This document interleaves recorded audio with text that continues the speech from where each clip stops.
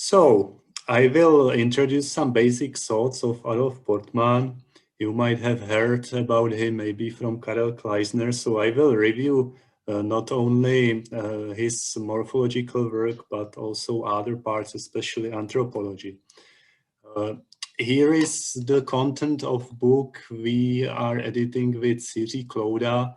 It will be out from Springer, I hope, in next month or two.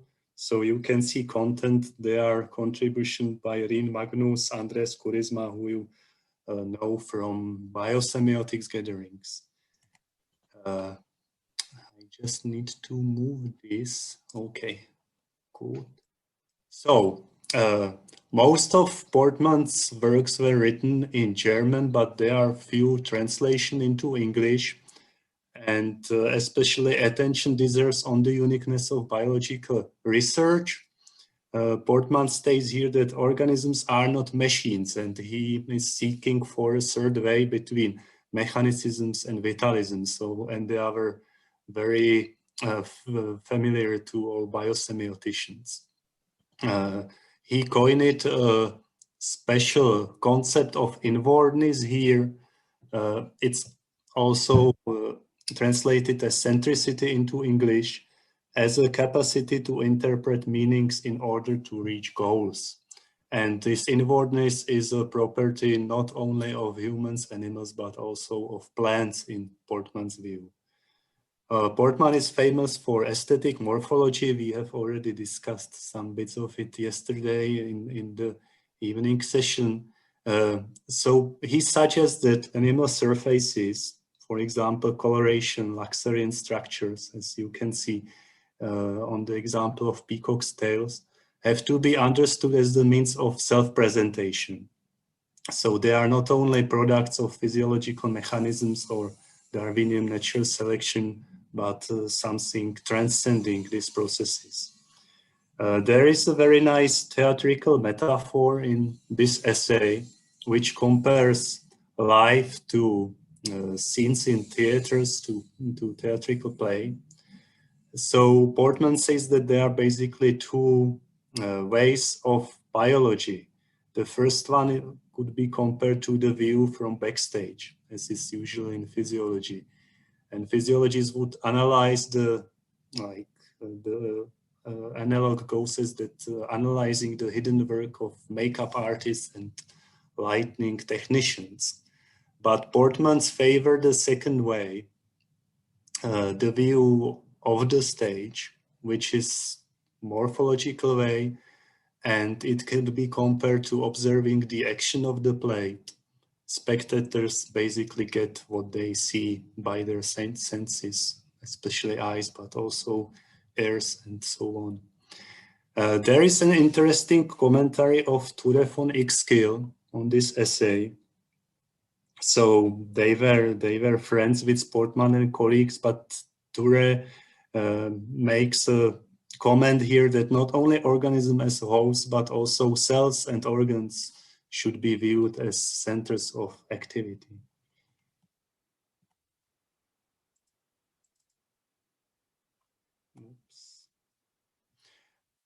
It's quite interesting to compare the work of Portmann and Jakob von Ixkill.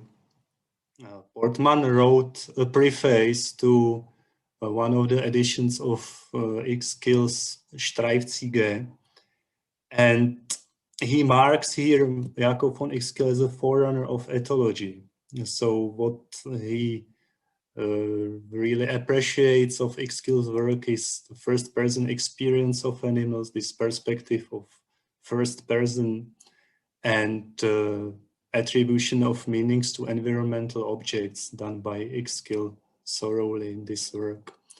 There is also one slightly negative comment by Portmann.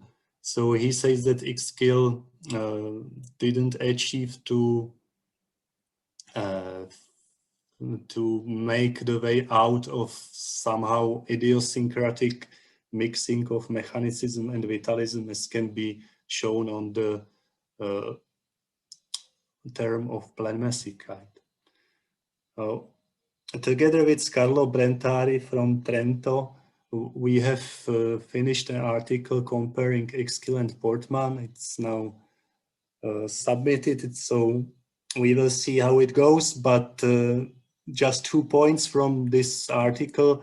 So for Exkill, animals have rigid umwelten, whereas for Portmann, we can speak of acculturization in the case of some species which are acquisiting new living spaces, for example, in urban environments. Philosophically speaking, Exkill is basically Kantian. He views animals as Kantian transcendental subjects. For Portmann, there are more phenomenological inspirations.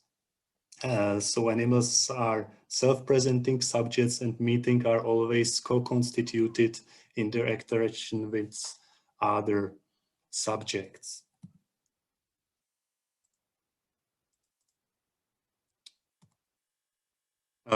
There is one essay I would especially like to make a focus on. It's truly zoosemiotic essay. It's published in Richard Carter's translation of few Portmann's work.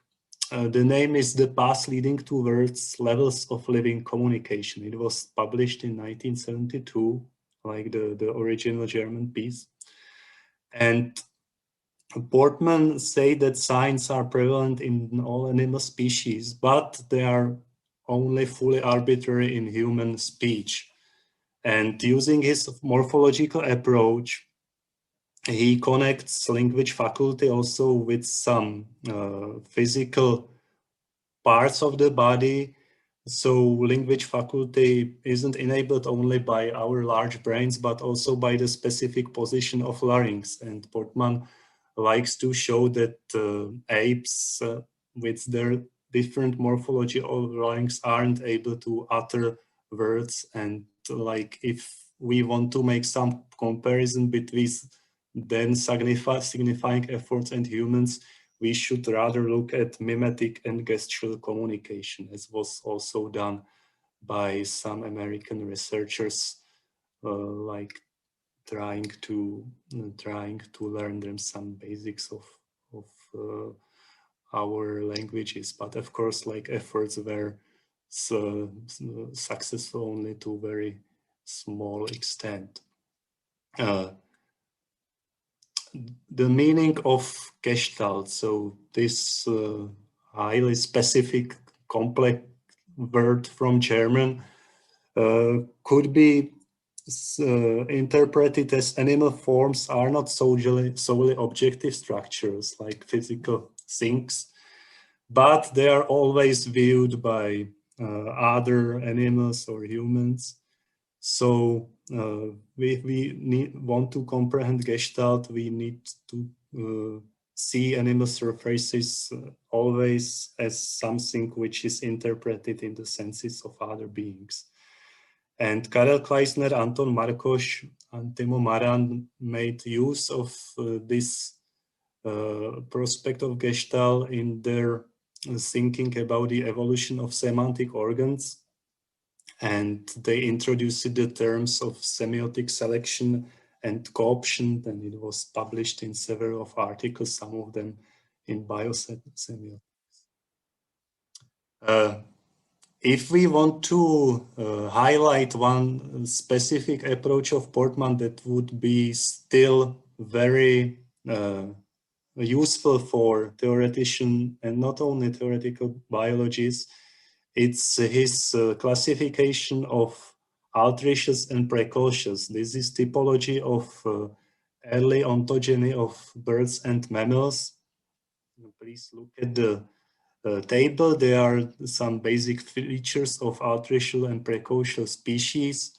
An example of altricial species would be mouse with large litter and restricted locomotion, in contrast to giraffe, which is the offspring of giraffes are highly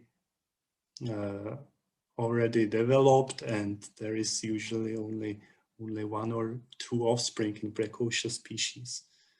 And Portman's finding could be really related to some recent findings in Evo-Devo. Precocial form is evolutionary ancestor among birds, but its evolutionary descendant within mammals. And now, using this framework, Portman asked what would be the ontogenic type of humans. And this finding is still popular in evolutionary anthropology. Portman has classified humans as secondary artificial. Quotation, human growth follows the mammalian norm, but birth occurs much earlier than this norm would imply. So Portman said that compared to apes, human babies are born 9 months or 1 year earlier than would be norm in apes. And he characterized humans as secondary artificial, as I said. It means that they are precocial in some crucial aspects, small litter, open eyes and ears, but they have secondary acquired some artificial features like limited locomotion. So newborn babies compared to apes are really highly restricted in locomotion. And Portman also pays attention to merging of this helpless human babies and the structure of human society. And he makes observation that members of a human group are especially attentive to small children, and uses a metaphor of social womb here. So human babies are somehow born into second womb, it's social womb. He also uses the phrase extrauterine year for the first year of life and says that this is the tremendously important period when children are making their first attempts to get upright posture and to utter words. And the observation is that of course this wouldn't be possible with the help of parents and other members of the group they are born into. So this is also like finding a very nice interface between nature and culture. Karen Rosenberg, current evolutionary anthropologist, which also reflecting Portman's work, says that human birth is a social event in every culture. So this is also one of the landmarks of human species, like this very, very social basing of human birth. And Andres Kurisma, in the chapter that I introduced, says that premature birth is a pre-adaptation for dynamic culture evolution. So we can also mark these thoughts to some work in biosemiotics, for example, Terence Deacon.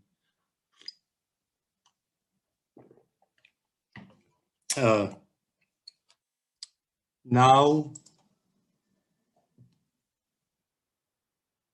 just few words about Portman as a philosophical anthropologist.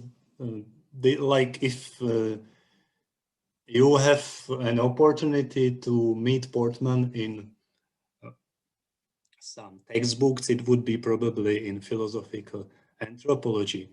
So he has been inspired by classics, and he himself became a classic.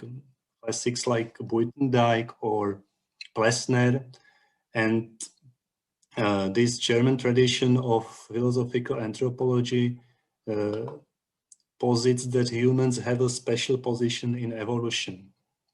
Portman speaks about triad of language, upright posture, and rational approach to the world, and the combination of these three features is uniquely human. Humans are open to the world, animals are linked to their Umwelten.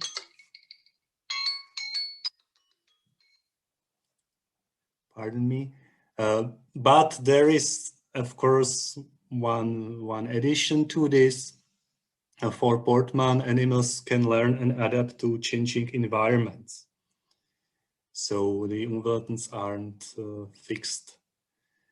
And Like compared to Jakob von Uexküll, Portmann makes it clear that there are some features of humans that would make them somehow superior to other species.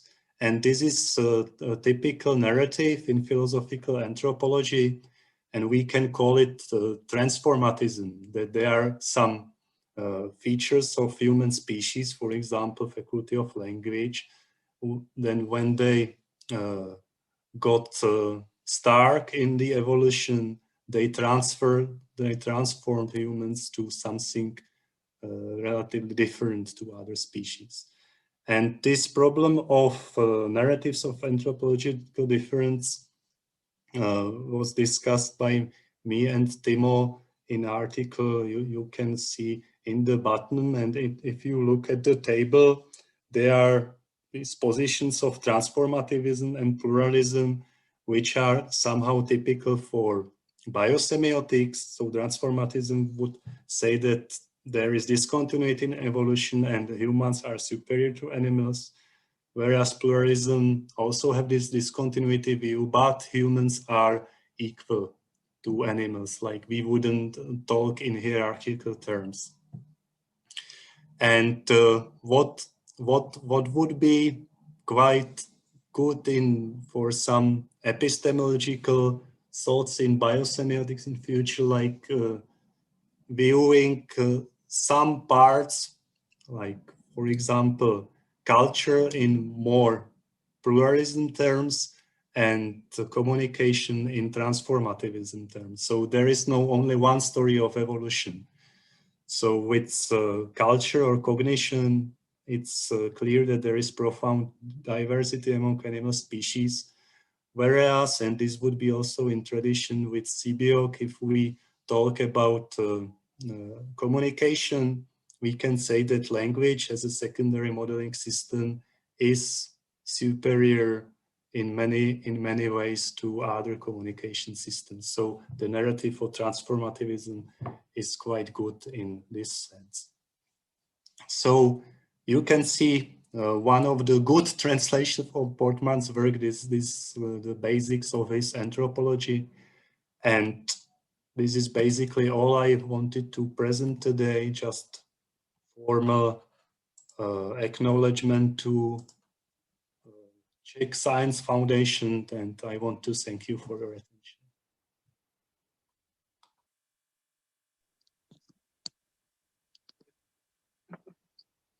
Thank you very much, Filip. Beautiful presentation. So if you can now just finish your screen sharing, we will move to the questions. Thank you. And the first questions comes from Professor Kuhl. Great, thank you so much.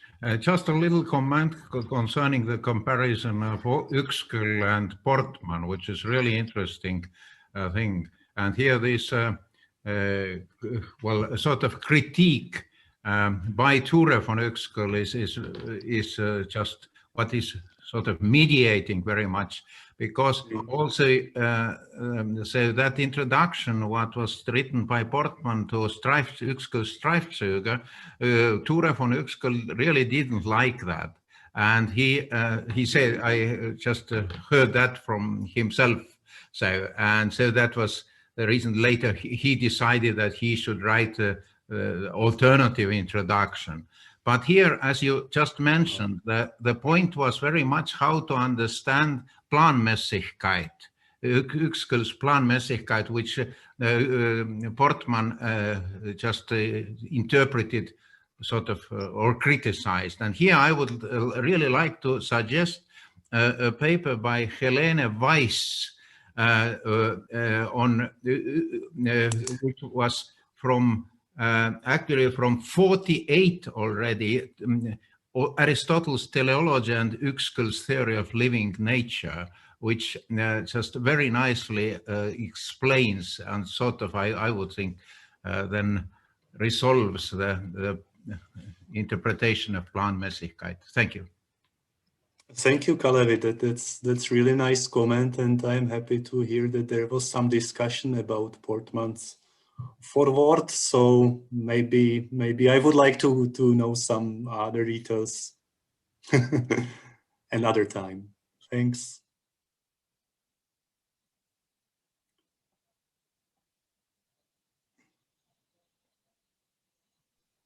Thank you.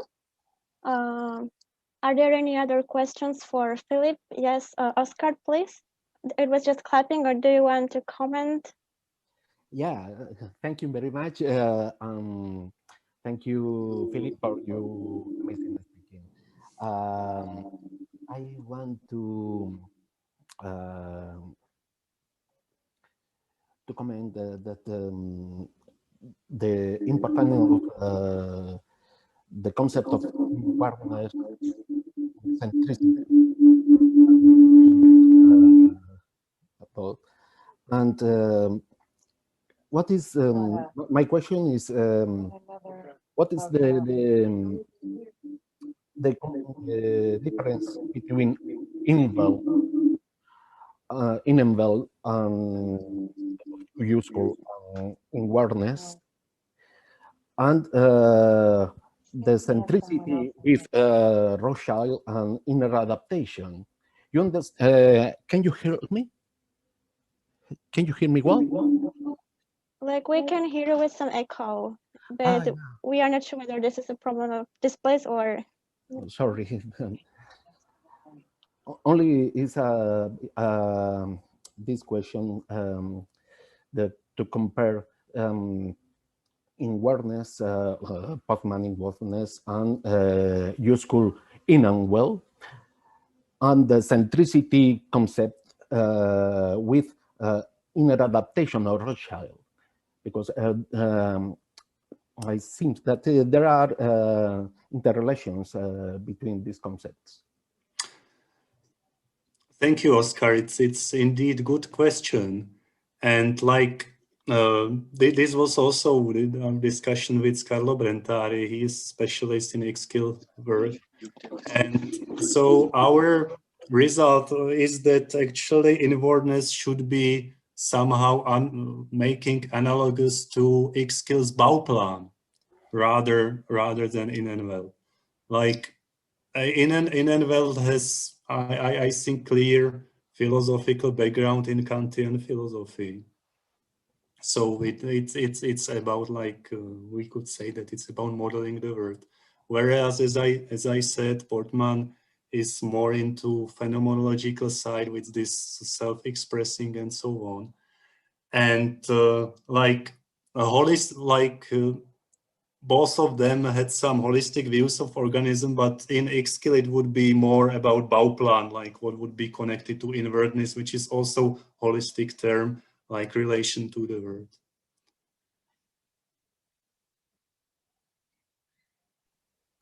Thank you very much. These are good questions. Thank you. Okay, so thank you, Filip, for your answer. Does anyone else have question for Filip? We have time for one last. James? Hi, thank you. I'm a biologist, basically, and then coming in to visit this group from general systems theory approach. And so my concern is my interest is in the grand scope. So these biological systems have an egotism to them, which are talked about with many different attributes and factors. But I'm interested, do you ever, in your own research, are you ever considering attributes where and I don't look at them as non-living, but rather than pre-living, because we're built of those basic structures. Do you see any relations and dynamics, such as factors that are related to memory or not memory capabilities, but where responsiveness is an activity of behavior? And this is in a broad, very, very broad, atypical kind of notions, but it seems to me the direction that we need to go in. Do you see any relations between pre-living responsiveness and the factors that these other researchers examined? I'm not sure that I got the question correctly. Like, what would be pre-living responsiveness? Like which? So not organisms, but some Well, just even fields reacting to fields, particle fields, electromagnetic fields. I try to be generous in terms of what is a quote unquote a behavior. Any activity, a phenomena of action over time can be seen as behavior. So a system both has the capacity to induce effects from others, etc. Well, like so, very simple answer. Like in Portmannian view, and I think that X-skill would be of the same position, that these do not have some kinds of interiority, like other than living systems. So also, like they wouldn't say that there is intentional stance towards the world. But like I am only like basically rephrasing their position, and of course it's dependent on the epistemological stance and like in which context you are talking. So for example, Zdeněk Neubauer, our colleague from Prague, didn't have problem to talk about intentionality in the case of dissipative structures, for example. Right. Yeah, I'm in our field. Well, as you all know, as far as Rosen's, the anticipatory notions sort of bleed over, and that's why it's a struggle. Things are not well defined currently, and I understand that. But that's where, yeah. So I think what you're exploring, what you explained today, was really well good. Yeah, but like I think that compared, but I am not like very well literate in modern systems theory and so on. But my guess is that especially for Portmann, probably there would be quite a strict distinction between living systems and non-living systems. So this notion of inwardness wanted to divide these spheres. Okay, I just wanted to check. Thank you so very much. Appreciate it. Thank you, Philip.